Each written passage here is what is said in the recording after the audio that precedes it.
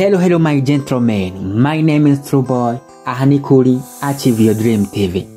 Uno munsi tugiye kurebera hamwe abaririmbyi 10 b'abarundi bari celebre, bari hit hano mu gihugu cyacu cy'u Burundi. Ariko reka ndagusaba akantu kamwe, manza ugire abone cyangwa subscribe kuri iyi channel yacu ariyo yanyu ya Achieve Your Dream TV. Achieve Your Dreams. Ati rero muri rusangi umuziki w'u Burundi uhagaze gute? Igihugu cy'u Burundi ni kimwe mu bihugu bifise abaririmbyi bazi kuririmba ku rugezo rwo hejuru cyane, ndetse nta numwe atabizi ko abaririmbyi b'abarundi ari bo bazamuye industry ya music nyarwanda ndetse na Tanzania.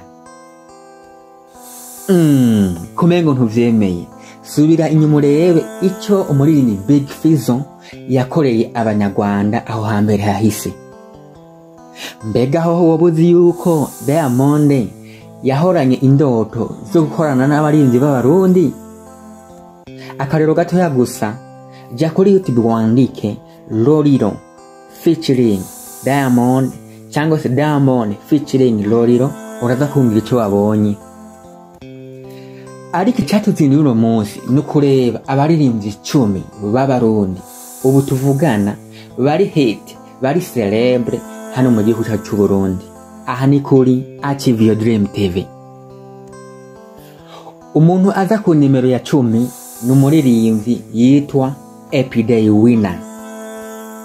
Everyday Winner n'umuririmbyi w'umurundi akunzwe cyane ku buryo umuntu wese yumvira indirimbo yiwe atokwirengeza kuvuga yuko uwo muririmbyi azi kuririmba neza cyane. Kandi uwo muririmbyi Everyday Winner akaba akunzwe cyane hano mu gihugu cy'u Burundi ubu tuvugana. Mu kibanza cy'icenda tuhasanga umuririmbyi yitwa Kiriku Akili. N'umuririmbyi akongera akaba umuhapera, ariko bivanye n'ukuntu ateye ndetse n'ahahise kiyiwe, abarundi baboneka ko bamukunda cyane kandi bamwishimiye, bakunda n'ibikorwa vyiwe. Mu kibanza cy'umunani tuhasanga uwitwa Double J. Double J nta byishimo muvuga ko, ariko icyo nzi cyo ni umuririmbyi aririmba neza kandi akaba akundwa n'abarundi. Mu kibanza cy'indwi tuhasanga umuririmbyi yitwa Melanin Boy. Uwo nawe ni umuririmbyi w'umurundi ubona ko ariko arasohora indirimbo zihariye kandi zikaba ziko zirakundwa cyane n'abarundi.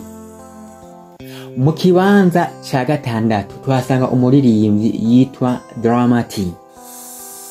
Dramati ni umuririmbyi w'umurundi adakunze gusohora indirimbo nyinshi cyane, ariko iyo agomba gusohora buri umuntu wese ahari, buri umukunzi w'umuziki wese abari attentive, abari ready, cyangwa se abafise amatsiko yo kumva icyo umuririmbyi Dramati agomba aduhe. Uwo muririmbyi Dramati nawe ni umuririmbyi akunzwe cyane n'abarundi benshi. Mu kibanza cya gatanu tuhasanga umuririmbyi kazi yitwa Monia Frere. Uwo muririmbyi kazi ni umuririmbyi ubona ko aririmba n'inguvu ziwe zose adacika intege, kandi akaba yarigaruriye imitima y'abantu benshi cyane cyane abarundi. Ku mwanya wa kane tuhasanga umuwitwa B-Face on the Floor. B-Face on the Floor ni umuririmbyi akongera akaba umuhapera, kandi akabikora neza cyane ku buryo iyo asohoye indirimbo ushobora kuyumviriza akarenga rimwe ukumva woguma uyumviriza, ukumva igumana uburyohe kubw'amajambo yiwe y'ubwenge akunda kuririmba mu ndirimbo ziwe.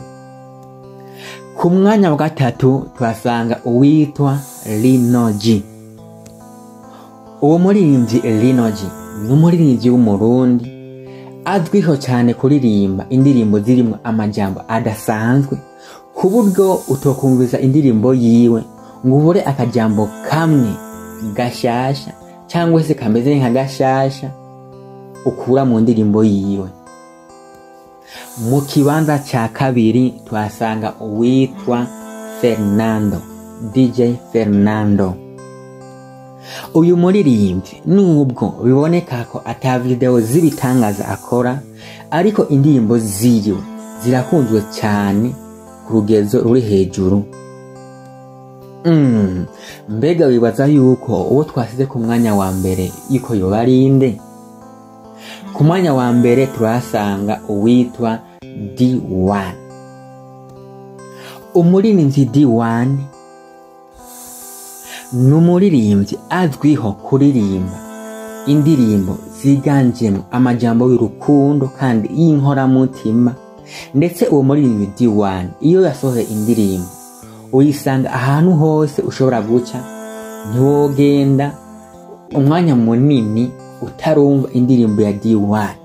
Uciye ahantu havuzwa ikitwa umuziki, ndabizi neza ntiwomara umwanya munini utumvise indirimbo ya D1 iriko iravuzwa. Umuririmbyi D1 arakunzwe n'abantu bose, abana, abakuze, abantu babayabaye, ndetse n'abantu b'abategetsi bose baramukunda cyane. Mbega hariho wari witeze ko tuza gushiramwo ariko tumvisemwo?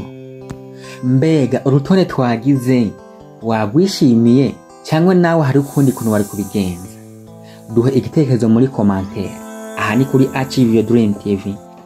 Wibuke kugira abone cyangwa subscribe kugira ngo dutere intege dukomeze tubazanira ibiganiro bitandukanye, ibyo mutari mwiteze ko byoza nibyo tubazanira.